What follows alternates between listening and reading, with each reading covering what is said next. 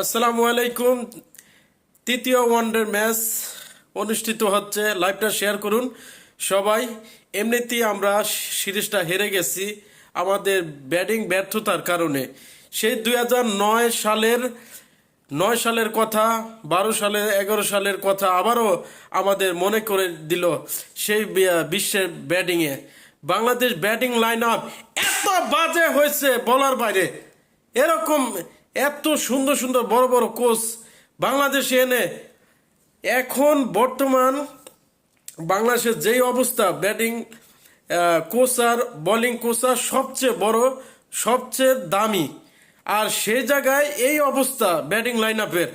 সেই 2012-9 সালের কথা নিয়ে গেছে আমাদের ব্যাটিং। যেভাবে বাংলাদেশ 150 রানে অল আউট হয়ে যেত 50 ওভার খেলায়, 120 রানে 130-40, 160-70 এর বেশি করতে পারতো না।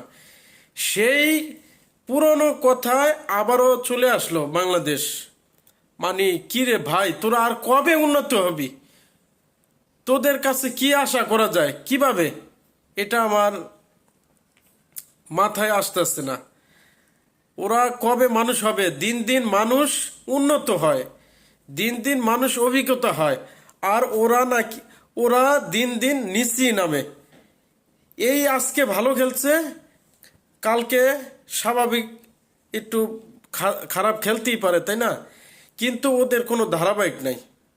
বোলিং লাইন আপটা মোটামুটি ভালো হয়েছে, কিন্তু ব্যাটিং লাইন আপ এত বাজে হয়েছে বলার বাইরে। আর যেই সব প্লেয়ার এখানে আফগানিস্তানের বল খেলতেই পারে না, সেই প্লেয়ারে কেন একাধিক বারবার চান্স দেওয়া হয়? এটা আমার কোচের কাছে অনুরোধ।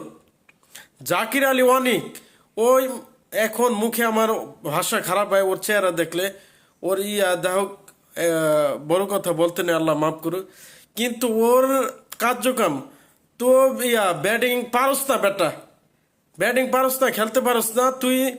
ঠিক আছে, আইসার সিঙ্গেল খেলা তুই ঠেকাইতেও পারস না, ঠেকাইতে নিলেও তোর এলবি আউট হয়ে যায়, মারতে গেলেও এলবি আউট হয়ে যায়। তাইলে তুই খেলোস কি জন্য? কি খেলা শিখলি রে ভাই এত দামি দামি কোচার কাছে? যাক, এখন এই যে আজকের ম্যাচটা চলতেছে, এখন আপনারা লাইভটা শেয়ার করুন। আজকে হারলেই হোয়াইট ওয়াশ হবে, যেমন বাংলাদেশ ওদের টি-20-তে হোয়াইট ওয়াশ করছে, এখন আফগানিস্তান ওয়ানডেতে হোয়াইট ওয়াশ করছে। আগে আফগানিস্তান বাংলাদেশের সাথে পারত না ওয়ানডে সিরিজে, আর টি-20-তে বাংলাদেশ দুর্বল ছিল একটু, এখন উল্টা দেখতে আছি। বাংলাদেশ জিততে আছে, টি-20 জিতলো, ওয়ানডে ম্যাচ এখন আফগানিস্তানের কাছে দুর্বল। এই সবাই লাইভটা শেয়ার করি আর খেলা উপভোগ করি। যদি আজকে হারে হোয়াইট ওয়াশ, বাড়ি গোল্লা লয়ে আসবো। এশিয়া কাপ হারলো, এখন ওয়ানডে সিরিজ নিয়ে আসলো।